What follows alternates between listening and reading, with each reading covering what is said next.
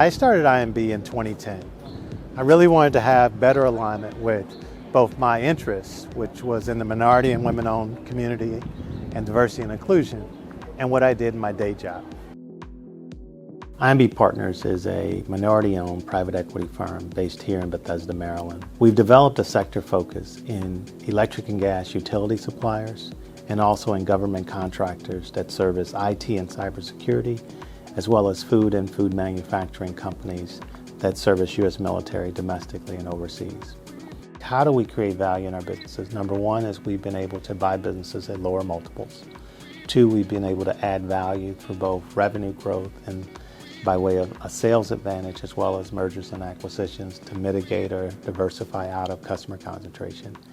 And most importantly, on the exit, we've come up with new alternatives. We can recap and distribute capital to our investors just by basically going out every 3 to 5 years and after paying down debt, returning capital by way of a recapitalization of the debt.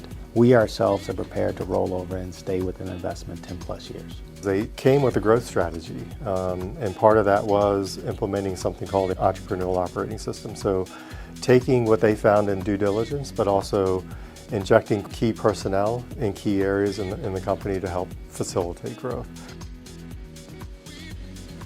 He's a young fraternity brother at Purdue who had an interest in private equity, of which I was in that business. And so we met, I began to talk to Taurus about the business.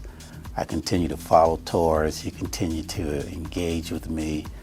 That happened for 20 years. I started then as an advisor and investor. In 2020, I got even more involved by coming on board full time. So I've known Taurus for over 20 years, and I joined the IMB team about 5 years ago. And since then, we've really focused on building our team here. We now have 7 investment professionals, and I think we really have the infrastructure to support the next phase of growth. I've spent 25 years learning private equity. I am still embarrassed by the size of women and minority businesses and that they're just not larger and they're not able to meet the needs of large corporations and government.